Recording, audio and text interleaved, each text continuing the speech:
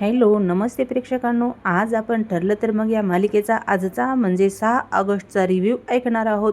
खूपच जबरदस्त असा रिव्ह्यू म्हणजे भाग दाखवलेला आहे. तर अर्जुनचा खेळ सुरू झालेला आहे. आता सुरुवात ही कालपासूनच झालेली आहे. चैतन्य हा सुरेशकडे चाललेला असतो. इथूनच सुरुवात झालेली आहे आणि चैतन्य तिथे जातो आणि मग तिथल्या माणसांना विचारतो, दादा सुरेश कदमचं घर कुठे आहे, माहिती आहे का, असं विचारतो. तेव्हा तिथला माणूस म्हणतो, ते बघा ते दोघे पोलीस कॉन्स्टेबल आहेत ना, तिथे आहे.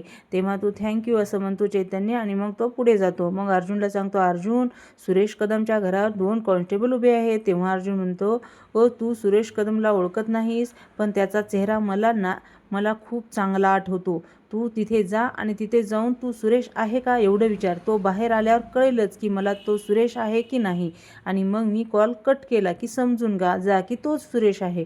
आणि मग चैतन्य जातो आणि तिथल्या 2 हवालदाराला म्हणतो, सुरेशच्या घर इथेच आहे का, तुम्ही कोण. तेव्हा चैतन्य म्हणतो, मी त्याचा मित्र आहे, त्याला भेटायला आलो आहे. तेव्हा आता नाही भेटू शकणार असं ते कॉन्स्टेबल म्हणत असतात. तेव्हा चैतन्य म्हणतो, खूप अर्जंट काम आहे, आत्ताच भेटायला पाहिजे. तेव्हा ते हवालदार म्हणतात, जे काही बोलायचं असेल ना ते आमच्या समोर बोलायचं असं म्हणत असतात. आणि मग दरवाजा काढतात आणि सुरेश असं म्हणून बाहेर ये असं म्हणतो. तेव्हा तुला मित्र भेटायला आलाय असं ते कॉन्स्टेबल म्हणत असतात. तेव्हा सुरेश म्हणतो, कोण तुम्ही असं म्हणतो. आणि मग अर्जुनला सगळं आठवतं की आश्रमात आलेला असतो आणि सायली त्याला सगळे प्रश्न विचारत असते. तेव्हा चैतन्य म्हणतो, सुरेश म्हणजे तुमचं आडनाव काय. तेव्हा तो म्हणतो, सुरेश कदम. तेव्हा चैतन्य, मला सुरेश नांगरे पाहिजे होता, माझा काहीतरी गोंधळ झाला, सॉरी असं म्हणतो आणि तुम्हाला त्रास दिला असं म्हणून चैतन्य तिथून निसटतो एकदाच. आणि मग अर्जुन सुद्धा गाडीतून बाहेर येतो आणि मग चैतन्याचा परत फोन येतो. तेव्हा काय करायचं.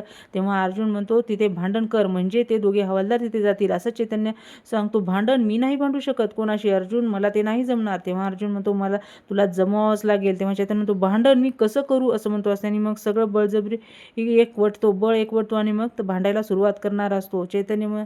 आणि मग तो 2 माणसे पत्ता विचारलेले असतात ना तिथे उभा टाकलेले, त्यांना जाऊन धक्का मारतो आणि मग त्याला भांडत असतो. एक माणूस म्हणतो, त्या माणसाला म्हणतो, बघून चालत जा ना. तेव्हा तो माणूस म्हणतो, अहो तुम्ही चालत आहात, मी रस्त्यावर उभा टाकलेला आहे असं म्हणतो. आणि मग ते पोलीस त्या दोघे हवालदाराकडे येतात आणि मग तोपर्यंत अर्जुन तिकडे लपून त्या सुरेशच्या घराच्या आतमध्ये जातो आणि चैतन्याचे भांडण सुरू झालेले असतात. दोघे कॉन्स्टेबल आलेले असतात. अर्जुन इकडे तिकडे बघत दरवाजा वाजवतो आणि सुरेशच्या घराचा दरवाजा काढतो आणि तो त्याचं तोंड दाबतो आणि त्याला आतमध्ये घेऊन जातो. आणि मग आता आवाज काढायचा नाही असं म्हणतो आणि तुला कोणीही वाचवा येणार नाही असं म्हणतो. परत जेलमधला सीन दाखवलेला आहे. सायली विचार करत बसलेली असते की तिला आठवते की मुली ट्रिपला चाललेल्या बाय करत असतात, हे सायलीला आठवतं. आणि मग चैतन्य सावंतचा फोन आला होता आणि त्या मुली ट्रिपसाठी गेल्या, त्या परत आल्याच नाहीत असं चैतन्याला म्हणत असतो. हे सायलीला आठवतं आणि सायली खूप विचार करत असते. विचाराच्या गोंधळ तिच्या डोक्यात असतो आणि पुन्हा तिला परत आठवतं की सायली सुभेदार यांच्यावर वात्सल्य आश्रमात अल्पवयीन मुलीच्या ट्रॅपिंग केल्याचा आरोप आहे आणि त्यासाठी मी त्यांना पोक्सो कायद्याखाली अटक करायला आलो आहे, हे इन्स्पेक्टर निकम म्हणत असतात. हे सायलीला सगळं आठवतं आणि ती उभा टाकलेली असते आणि ती विचार करतच असते. आणि तेवढ्यात परत तिला ते आठवतं की पत्रकार विचारत असतात, वात्सल्य आश्रमातला असावा तर केला, तुम्ही एक आई होणार आहात तरी तुम्ही असं कृत्य कसं करू शकता. सुभेदार या आडनावाला काळीमा फासला असं सुद्धा एक पत्रकार म्हणत असतो. सायलीला त्या गाडीत बसवत असतात. हे सुद्धा सायलीला सगळं आठवून सायलीला खूप त्रास होतो आणि मग तिला तहान लागलेली असते. मग ती पाणी पिण्यासाठी जाते. तिथे पाणीच नसतं आणि मग तिथल्या हवालदाराला ताई पाणी असं म्हणत असते. मला खूप त्रास होतोय असं म्हणत असते आणि मग पाणी द्या हवं आहे असं म्हणते. आणि मग सायलीला त्रास होत असतो. तेवढ्यात तिथे एक हवालदार येते. एक हवालदार खूप चांगले असतात. तेव्हा ते हवालदार म्हणते, डोळे उघड. आणि मग सांगतात की पाणी आणा लवकर साळवे असं म्हणतात. आणि मग तिच्या कमरेला किल्ली असते, तिथलं लॉक काढते आणि ती आतमध्ये जाते. इकडे कल्पनाताई गणपतीला पाणी घालत असतात. देवी आईच्या समोर उभा टाकलेले असतात आणि प्रतिमा त्या सुद्धा हात जोडून तिथेच असतात.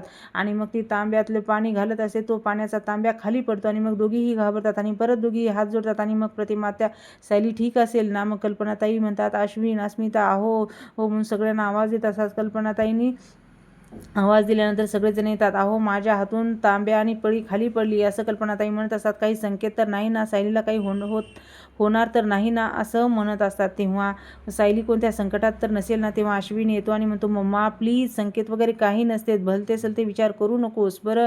अस्मिता म्हणते, पण काळजी वाटायची ती वाटतच राहणार ना. आता सायली कोणत्या अवस्थेत असेल कोणास ठाऊक असं अस्मिता म्हणत असते. आणि मग सर्वजण हात जोडून देवीसमोर उभा टाकतात. प्रत्येकीकडे अर्जुनचा आणि सुरेशचा सीन दाखवलेला आहे. त्या दिवशी तू आश्रमात सोनलचा काका म्हणून आला होतास ना. मग माझ्या बायकोवर आरोप का केलास, असं तो अर्जुन त्या सुरेशला मारत मारत अर्जुन म्हणत असतो. खूप चोप दिला आहे अर्जुनने त्या सुरेशला. अर्जुनने तू खोटे आरोप का केलेस, का बोललास तू खोटं, असं अर्जुन म्हणत असतो. तो सुरेश म्हणत असतो, अहो हो, हे सगळं तुमच्या बायकोनेच मला करायला लावलेलं आहे. काय सुरेश खोटं बोलतो धडधाकट. आता माझे पैसेच देत नाही म्हणून तर सगळं मला पोलिसांना खरं खरं सांगावं लागलं, असं सुरेश म्हणतो. तेव्हा अर्जुन म्हणतो, तू खोटं बोलतोस, तू माझी बायको असं करू शकत नाही, तुला कोण सांगितलं हे करायला, असं म्हणतो. परत चोप देतो. बोल बोल असं म्हणतो. कोणासाठी काम करतोस, कोणासाठी काम करतोस. तेव्हा तो सुरेश म्हणतो, अहो साहेब, मी खरं सांगतोय, मी तुमची बायको म्हणजे सायली सुभेदारसाठीच काम करतो. अहो सायली मॅडम अल्पवयीन मुलीची तस्करी करतात आणि ते अश्लील व्हिडिओ बनवतात. तेव्हा अर्जुन परत मारतो आणि मग तेव्हा तो व्हिडिओ करून त्या विकतात. मी फक्त मुलींची देखभाल करतो, असं सुरेश सांगत असतो. आणि मग अर्जुन तू खोटं बोलतोयस, तू खोटं बोलतोयस. तेव्हा सुरेश म्हणतो, अहो साहेब, त्या टोनीने सुद्धा अत्याचार केलेत सोनलवर. तुमची बायको सायली आणि तो टोनी या दोघं या धंद्याचे पार्टनर आहेत, असं तो म्हणतो. सुरेश, अर्जुन जे पोलिसांना सांगितलं ना ते मला ऐकायचं नाही, खरं काय ते घडलंय ते सांग, मला ऐकायचं आहे, असं अर्जुन म्हणतो. तेव्हा सुरेश म्हणतो, अहो साहेब, हे बघा, ही अशी दादागिरी नाही करू शकत, मी सगळं बाहेर पोलिसांना सांगेन. तेव्हा अर्जुन म्हणतो, तुम्ही काय करू शकतो आणि काय नाही हे तुला माहीत नाही आहे, मला सांग आज, नाहीतर उद्या तर कळणारच आहे. पण तोपर्यंत तू इतका माझा मार खाल्ला असेल ना, त्याआधी सांग, सायलीला कुणी अडकवलंय, बोल बोल, असं म्हणत असतो. तेव्हा अर्जुन आणि मग मारत असतो. सुरेश म्हणतो, तुम्हाला मी आता कसं सांगू, मी तुम्हाला आता पुरावेच दाखवतो, असं म्हणतो. आणि मग तो फोटो दाखवत असतो. अर्जुन म्हणतो, दाखव पुरावे. आणि मग तो काही फोटो असतात, ते फोटो जे सचिनने त्या दिवशी काढलेले असतात, त्याला एडिट करून ते फोटो एडिट करून तयार केलेले असतात. आणि मग हा सुरेश म्हणतो, हे बघा, सायली मॅडमनी मला इथे भेटायला असं ते फोटो दाखवत असतो. आणि मग आम्ही इथेच भेटायचो आणि सगळा प्लॅन इथेच सांगायचो. आता तरी हा फोटो पाहून तुमचा माझ्यावर विश्वास बसला ना, असं तो सुरेश म्हणत असतो. आणि मग परत त्याला मारत असतो. हे फोटो असले फोटो, अरे लहान मुलंसुद्धा बनवू शकतात, खरं काय ते सांग मला. तेव्हा सुरेश म्हणतो, मग तुम्ही शोधा ना, हे फोटो खरे आहेत ना खोटे, तुम्हाला नाही जमलं तर पोलिसांना सांगा. तेव्हा अर्जुन म्हणतो, हो, मी शोधून काढीनच, खरं काय आहे ते सुद्धा कळेलच आणि तुम्हालाही कळेल, तेही कोर्टात, असं म्हणतो. आणि मग त्या सुरेशला ढकलून देतो. आणि मग अर्जुन तिथून बाहेर निसटतो आणि बाहेरून कडी लावतो. तो सुरेश बाहेर येण्याच्या आत. आणि मग तो सुरेश, कोण आहे का, कोण आहे का, असं म्हणून आवाज देत असतो. कॉन्स्टेबल, कॉन्स्टेबल, असं म्हणत असतो. मग अर्जुन आणि चैतन्याला इशारा करतो, झालं, असं म्हणतो. आणि मग ते चैतन्य पॉकेट हरपल्याचं नाटक करतो आणि सापडलं सापडलं असं म्हणतो. आणि मग माझं पॉकेट पडलं आहे असं म्हणतो. आणि मग सापडलं असं स्वतःच म्हणतो. आणि मग तो माणूस म्हणतो, चोराच्या उलट्या बोंबा, असं म्हणतो. आणि मग त्याबद्दल काय रे, काय चाललंय, असं म्हणत असतो कॉन्स्टेबल. आणि मग कोण आहे का, असं तो सुरेश दरवाजा वाजवत असतो. परत ते दोन्ही हवालदार जातात आणि कोण आहे का असं का म्हणतोस. आणि मग दुसरे, कुठे गेला होतात तुम्ही, असं म्हणत असतो तो सुरेश. तुम्ही घरात कोण घुसलं, आम्ही इथे तर होतो, घरात कोणी घुसलं नाही, असं ते हवालदार म्हणत असतात. तेव्हा सुरेश म्हणतो, अहो तो अर्जुन सुभेदार आला होता तेव्हा तर काय, पण काय कोणाला तरी आम्हाला दिसलं नाही, मला कळलं असतं ना आम्हाला कोणी आलं असतं तर, असं ते हवालदार म्हणत असतात. त्यालाच आत्ताच आतमध्ये पाठवतात आणि मग परत दार लावून घेतात बाहेरून. आणि मग तो सुरेश आतमध्ये जातो. त्याने एक मोबाईल फोन लपवून ठेवलेला असतो, तो फोन घेतो आणि सचिनला फोन करतो. सचिन सर, तो अर्जुन सुभेदार माझ्या घरी येऊन गेला, असं सांगतो. आणि मग परत इकडे अर्जुन आणि चैतन्य गाडीत बसलेले असतात. मग अर्जुन चैतन्याला दाखवतो हे फोटो. तो म्हणाला, सुरेश, सायली त्याला नेहमी भेटायला यायची, असं अर्जुन चैतन्याला सांगत असतो. तेव्हा चैतन्य म्हणतो, व्हॉट रॉबिश, हे काय ते फोटो. तेव्हा अर्जुन, फोटो आहेत, हे फेक फोटो आहेत, असं म्हणत असतो. आणि मग अर्जुन म्हणतो, माहिती आहे मला, आणि पोलिसांना सुद्धा हेच फोटो दाखवले आहेत, असं अर्जुन म्हणत असतो. अर्जुन म्हणतो, आवश्यक घेतली नाही, कोणी ऑप्शन घेतली नाही, म्हणजे फोटो खूप परफेक्टली बनवलेत. प्रश्न हा आहे की सुरेश कोणासाठी काम करतोय. जो कोणी माणूस आहे ना, तो साधासुद्धा नाहीच आहे, असंच म्हणतो. तेव्हा चैतन्य म्हणतो, सुरेश कोणासाठी काम करतोय सांगितलं का. तेव्हा अर्जुन म्हणतो, तोंड उघडायला तयारच नाही. तो माणूस कोणाचं नावच नाही कळलं, अर्जुन म्हणतो. आणि तेवढ्यात अर्जुनचा फोन वाजतो आणि तो फोन येतो पोलीस स्टेशनमधून, महिला जेलमधून. ती सायली सुभेदारांची तब्येत अचानक बिघडली, आम्ही डॉक्टरांना बोलावलं, तुम्ही सुद्धा लवकर आला तर बरं होईल असं ती हवालदार फोनवर बोलत असते. आणि मग अर्जुन आलो आलो असं म्हणतो आणि लगेच येतो असं म्हणतो. परत इकडे प्रियाचा सीन दाखवलेला आहे. प्रियाने मोबाईल घेतलेला असतो. त्या हवालदारचा सचिन म्हणतो, प्रिया त्या लेडी कॉन्स्टेबलचा फोन तिच्यापेक्षा तूच जास्त वापरतेस. प्रियामध्ये कामाचं बोला पटकन, आणि यांच्यात कोणी यायचं, आता तिला फोन पटकन द्यायचा आहे, कोणीतरी येण्याच्या आत असं प्रिया म्हणत असते. तेव्हा नागराज म्हणतो, त्या सुरेशचा फोन आला होता, तो म्हणत होता की त्याच्या घरापर्यंत अर्जुन पोहोचला आहे. त्या इन्स्पेक्टर सावंतनं सांगितलं असणार त्या अर्जुनला. अर्जुन त्याच्या घरात गेला आणि रडा घातल्यामुळे. तेव्हा प्रिया म्हणते, हे काय काय काय सांगताय. तेव्हा सचिन म्हणतो, अर्जुनने सुरेशला खूप खोदून विचारायचा प्रयत्न केला, या सगळ्याच्या मागे कोण आहे. मग प्रिया म्हणते, सुरेशने काय म्हणाला, सुरेश त्याने तोंड उघडलं का नाही. तेव्हा सचिन म्हणतो, आपण त्याच्या तोंडात एवढे पैसे कोंबले आहेत ना, तो तोंड उघडणं शक्यच नाही. तेव्हाच ते नशीब माझं असं प्रिया म्हणत असे. अर्जुनवर लक्ष ठेवा असं प्रिया म्हणत असे. तो काहीही करू शकतो, कळलं. सचिन, तू म्हणाला होतास ना एकदा का सुरेशने पोलिसांना स्टेटमेंट दिलं की तू अंडरग्राऊंड होईल. तेव्हा सचिन म्हणतो, मी तसं त्याला सांगितलं तर, पण तो गायब व्हायच्या आतच अर्जुन ट्रेनने त्याच्या घरात धाड टाकली. अर्जुन कंप्लीट बिथरला. त्या सुरेशच्या घराबाहेर एवढा मोठा पोलीस बंदोबस्त असून सुद्धा त्यांनी एवढी मोठी रिस्क घेतली, याचा अर्थ त्याच्या हाताला काहीच लागलेलं नाही, कंप्लीट फर्स्ट एड झालाय तो म्हणतो. आणि राकेश म्हणतो, हे पण सुरेश चांगले ॲक्टिंग करतो. त्यांनी त्याचे सायलीची एडिट केलेले फोटो अर्जुनला दाखवले आणि अर्जुनच्या पायाखालची जमीन सरकली असणार. तेव्हा प्रियामध्ये काही म्हणा, सायलीचे आणि सुरेशचे फोटो म्हणजे मास्टर ट्रोक होता काकाकडून. नागराज काका थँक्यू बरं का तुम्हाला असं म्हणत असते. त्यावेळी ते सुचलं नसतं तर सायलीवरचे आरोप सिद्ध करणं खूप कठीण गेलं असतं. पण आपल्या सगळ्याला समजलं असणार की सायली सुभेदार त्या जागेवर सुरेशला भेटायची. तेव्हा नागराज म्हणतो, ती जागा दादाच्या मालकीची मला हवी होती, पण ती नाही मिळाली. जेव्हा आपला प्लॅन डिस्कस करत होता ना, तेव्हा सायलीवर डाऊट येण्यासाठी काहीतरी करायला पाहिजे. त्या क्षणी माझी ट्यूब पेटली. म्हटलं, ही जागा आपण वापरू शकतो. मी त्या जागेत जायचो अधूनमधून, त्यामुळे ना तिथली डुप्लिकेट केली होती माझ्याकडे आणि तोच आपल्यासाठी बोनस ठरला. सचिन म्हणतो, तो बिचारी सायली, ती कधीच त्या जागेवर गेली नव्हती, तरी सगळं बिल तिच्याच नावावर फाडलं जाते. राकेश म्हणतो, नाही पण बरं झालं, प्रॉपर्टी पेपरवर सह्या कशाला करायच्या, लायकी नसताना बापाची फुकटची प्रॉपर्टी मिळाली की अशी लफडी मागे लागणारच ना असं राकेश म्हणतो. तेव्हा नागराज हसतो आणि म्हणतो, बरं सायली तुरुंगात गेल्यापासून तुला जाम उद्गुल्या होतात राकेश. तेव्हा राकेश म्हणतो, मला होणारच पप्पा, त्या सायलीने अर्जुननी मिळून तुम्हाला जेलमध्ये टाकलं हे तुम्ही विसरू नका. तेव्हा प्रिया म्हणते, एक मिनिट प्रिया, पोलिसांना जी निनामी टीप मिळाली होती ती कोणी दिली होती. त्या जागेवर हा फोन तुम्ही कुणाला करायला सांगितला होता. तेव्हा सचिन म्हणतो, तुला मदत करणारी ती लेडी कॉन्स्टेबल आहे ना, तिच्या नवऱ्याला आपला खबरी बनवला आहे, तिचे पैसे डबल केले, तिचा नवरा लगेच कामाला लागला. तेव्हा प्रिया म्हणते, कमाल आहे, अशीच आपली टीम मोठी होत राहू दे असं प्रिया म्हणत असते. ही सायली आता जेलमध्येच सडणार. आपल्यासोबत जे काही घडलं आहे ना, ते सगळ्याचं उत्तर निघणार. अर्जुन सायलीत तडफडत असतील, त्यांचा श्वास गुदमरेल, ते तडफडत असतील, भीक मागतील, पण आपण फक्त हसत राहायचं असं प्रिया म्हणत असते. आणि मग ती प्रिया उठते आणि त्या कॉन्स्टेबलला पदराच्या खाली लपवलेला तो मोबाईल फोन देते. आणि मग परत सायलीचा सीन दाखवलेला आहे. सायलीला खूप त्रास होत असतो आणि मग तिला डॉक्टर चेक करायला आलेले असतात आणि डॉक्टर म्हणतात, आशाताई, मी कैद्यासाठी औषध पाठवते, तोपर्यंत तुम्ही हिला नारळ पाणी द्या असं ती डॉक्टर म्हणत असते. आणि मग ते कॉन्स्टेबलचं नाव आशा आहे. आणि मग तेवढ्यात अर्जुन येतो आणि ती जेलरसुद्धा येते. अर्जुन डॉक्टर सायली कशी आहे असं विचारत असतो, तिला काय झालं आहे.